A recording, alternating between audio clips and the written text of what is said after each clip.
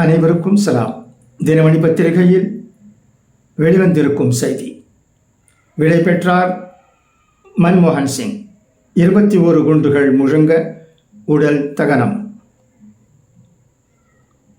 முழு அரசு மரியாதையுடன் 21 குண்டுகள் முழங்க முன்னாள் பிரதமர் மன்மோகன் சிங்கின் உடல் தகனம் செய்யப்பட்டது. முன்னாள் பிரதமரும் காங்கிரஸ் மூத்த தலைவருமான மன்மோகன் சிங் வயது மூப்பு காரணமாக வியாழக்கிழமை டிசம்பர் 26 இரவு காலமானார்.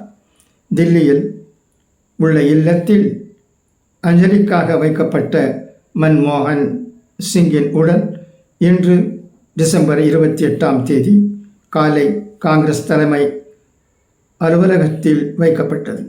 அங்கு மன்மோகன் சிங் உடலுக்கு காங்கிரஸ் தலைவர்கள் சோனியா காந்தி, மல்லிகார்ஜுன் கார்கே, ராகுல் காந்தி, பிரியங்கா காந்தி, கேசி வேணுகோபால், சித்தராமையா, டி.கே. சிவகுமார், பூபேஷ் வாகேல், ஜக்வந்தர் சிங் உள்ளிட்டோர் இறுதி மரியாதை செலுத்தினர். மன்மோகன் சிங்கின் மனைவி மகனும் மலர் வளையம் வைத்து இறுதி அஞ்சலி செலுத்தினர். தொடர்ந்து காலை 10 மணி அளவில் காங்கிரஸ் தலைமை அலுவலகத்தில் இருந்து மன்மோகன் சிங்கின் இறுதி ஊர்வலம் தொடங்கியது. மன்மோகன் சிங் உடன் கொண்டு செல்லப்பட்ட வாகனத்தில் ராகுல் காந்தி, ரேவந்த் ரெட்டி, சித்தராமையா உள்ளிட்டோர் இருந்தனர். யமுனை நதிக்கரையில் உள்ள நிகம்போத் காட் மயானத்தில் நண்பகல் 12 மணிக்கு வந்த மன்மோகன் சிங் உடலுக்கு குடியரசுத் தலைவர் திரௌபதி முர்மு, குடியரசு துணைத் தலைவர் ஜெகதீப் தன்கர், பிரதமர் மோடி, மத்திய உள்துறை அமைச்சர் அமித்ஷா, பாதுகாப்பு அமைச்சர் ராஜ்நாத் சிங், பாஜக தேசிய தலைவர் ஜே.பி. நட்டா உள்ளிட்டோர் இறுதி அஞ்சலி செலுத்தினர். பூட்டான் மன்னர் ஜிக்மே சேகர்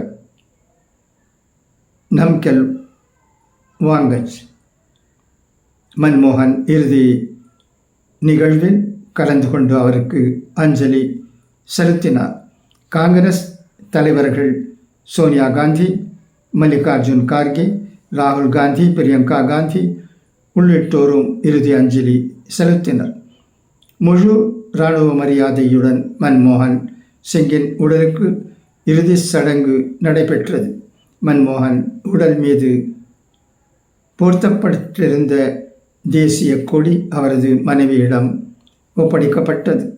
தொடர்ந்து அவரது உடலை தகனம் செய்வதற்கான ஏற்பாடுகள் செய்யப்பட்டன. இறுதியாக 21 குண்டுகள் முழங்க முழு அரசு மரியாதையுடன் மன்மோகன் சிங்கின் உடலுக்கு எரியூட்டப்பட்டது. விடை பெற்றார் மன்மோகன் சிங்.